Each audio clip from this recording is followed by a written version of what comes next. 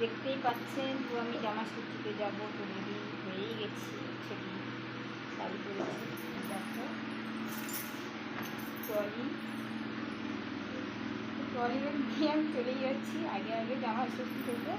ঠিক আছে, তো আমার বর এখন যাচ্ছে না, তো পরে যাবো, এখন কাজ করছে, পরে যাবো। আমাকে তুই চলে যাও, আমি যাবো পরে। ঠিক আছে, তাহলে আমি চলে যাই, কারণ যে অনেক কাজ আছে, মার হাতে হাতে সব কাজ করতে হবে। মাংস, মাছ, কত রকমের শাক সবজি, কী বলবো তোমাকে, জামা ষষ্ঠী মানে ঝামেলা। এই এখন সব দিয়ে আমাকেই করতে হবে, আর মা তো অত করতে হবে না, সব আমাকেই করতে হবে। তাড়াতাড়ি যাচ্ছি। তো দেখো বন্ধুরা, ট্রলি ব্যাগ নিয়েছি, ট্রলি ব্যাগে নিয়েছি আমার শাড়ি, নাইটি, ও এটা ওটা নিয়েছি। ঠিক আছে, আমি যাবো শ্বশুর বাড়ি জামা ষষ্ঠী করতে।